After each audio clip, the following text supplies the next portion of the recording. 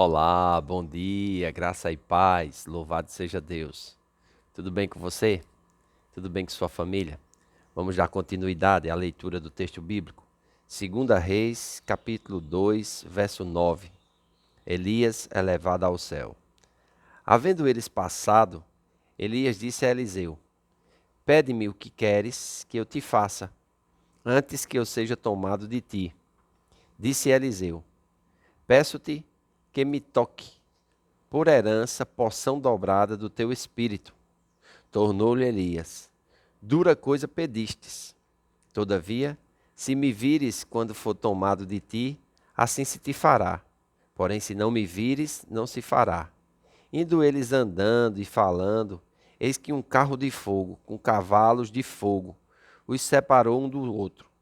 E Elias subiu ao céu no redemoinho. O que vendo Eliseu, clamou: meu pai, carros de Israel e seus cavaleiros. E nunca mais o viu. E tomando as suas vestes, rasgou-as em duas partes. Então levantou o manto que Elias deixara cair, e voltando-se, pôs à borda do Jordão. Tomou o manto que Elias lhe deixara cair, feriu as águas e disse: Onde está o Senhor, Deus de Elias? Quando feriu ele as águas, elas se dividiram para um e para o outro lado, e Eliseu passou. Vendo, pois, os discípulos dos profetas que estavam de fronte em Jericó, disseram: O espírito de Elias repousa sobre Eliseu. Vieram-lhe ao encontro e se prostraram diante dele em terra e lhe disseram: Eis que entre os teus servos há 50 homens valentes. Ora, deixa-os ir em procura do teu senhor. Pode ser que o Espírito do Senhor tenha levado e lançado em algum dos montes ou em algum dos vales. Porém, ele respondeu: Não os envieis. Mas eles apertaram com ele, até que constrangido lhes disse: Enviai. E enviaram 50 homens, que o procuraram 3 dias, porém não o acharam. Então voltaram para ele, pois permaneceram em Jericó. E ele lhes disse: Não vos disse que não fosseis? Olha quantas coisas nós podemos tirar como aprendizado aqui nessa pequena porção desse texto. Amém? A Bíblia vai narrar apenas 2 homens que foram, vamos dizer assim, levados de forma sobrenatural no Velho Testamento por Deus. Um é Enoque. A Bíblia diz: Enoque andou com Deus e Deus para si o tomou. E o outro é Elias, que é levado num redemoinho de fogo. Que coisa interessante, né? Muito interessante mesmo essa forma como o profeta Elias, ele é elevado aos céus. Um homem realmente que marcou uma geração. Um profeta verdadeiro, genuíno, cheio do poder de Deus. É interessante, como eu comentei ontem, né? Eliseu ele foi perseverante em servir Elias, deitando água nas suas mãos, fazendo aquilo que era necessário, e fiel, até mesmo no momento da sua partida. E Elias vê que Eliseu não vai deixá-lo. Então, quando eles passam, né, o Jordão, Elias diz a ele: Pede-me o que queres que eu te faça, antes que eu seja tomado de ti. E disse a Eliseu: Peço-te que me dê porção dobrada do teu espírito, por herança. Aleluia! Que homem determinado, que homem maravilhoso, que homem que nos ensina a buscar as coisas celestiais, as coisas que são do alto. Ele não pediu, né, é, algo natural, algo humano, mas ele pediu porção dobrada da unção, do Espírito que estava sobre a vida de Elias. E Elias vai dizer: dura coisa pedistes. Porque às vezes a gente olha somente para a unção, mas a gente não vê a responsabilidade. A gente olha somente para os resultados e os milagres. A gente não vê também a vida de isolamento, de perseguição e de dedicação a Deus, que se faz necessário para que este poder seja ativado na vida de um homem que é chamado, de um homem que é vocacionado por Deus. Amém? Então, Eliseu faz um último pedido a Elias: uma porção dobrada do espírito de Elias. Como a porção dobrada era o privilégio do primogênito, conforme Deuteronômio capítulo 21, versículo 17, alguns estudiosos têm sugerido que Eliseu está pedindo para ser o sucessor de Elias. Mas o que acontece aqui é muito mais do que o pedido de sucessão de Elias, pois isso já tinha sido estabelecido em 1 Reis, capítulo 19. Eliseu não se sentia capaz de levar adiante a grandiosa responsabilidade implicada no ministério de Elias. Como sucessor dele, Eliseu faz uso do princípio do primogênito para pedir uma herança espiritual.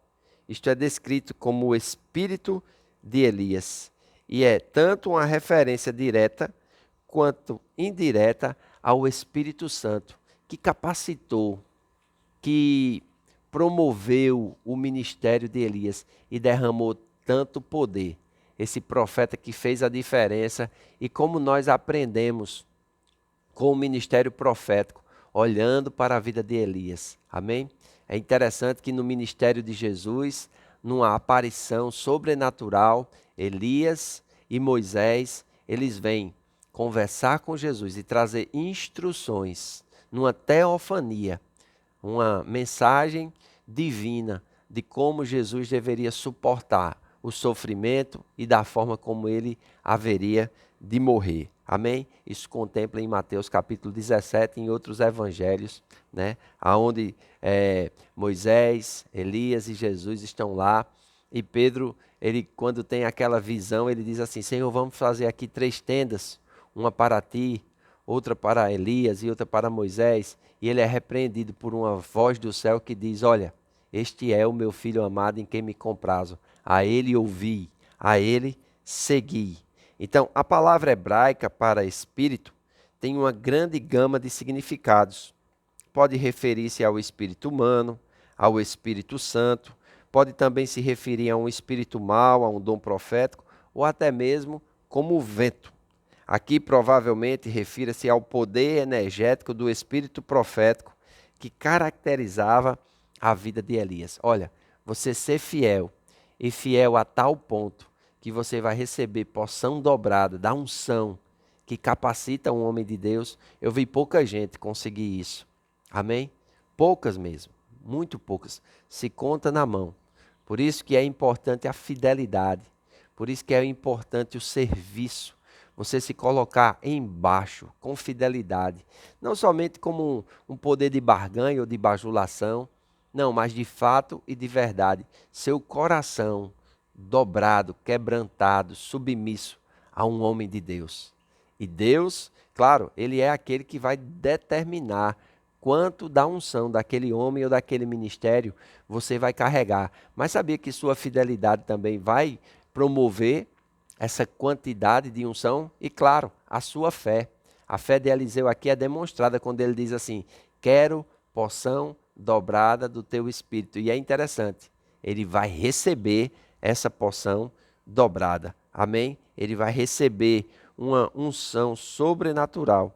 E é interessante. E para isso ele precisava ver quando Elias fosse tomado dele. E Deus assim concede, que ele veja. Irmãos, e quando Elias é levado nesse redemoinho de fogo aos céus, diz assim: o que vendo Eliseu clamou: meu pai, carros de Israel e seus cavaleiros. Diz que nunca mais ouviu. E tomando as suas vestes, rasgou em 2 partes. Então levantou o manto que Elias deixara cair, e voltando-se, pôs à borda do Jordão.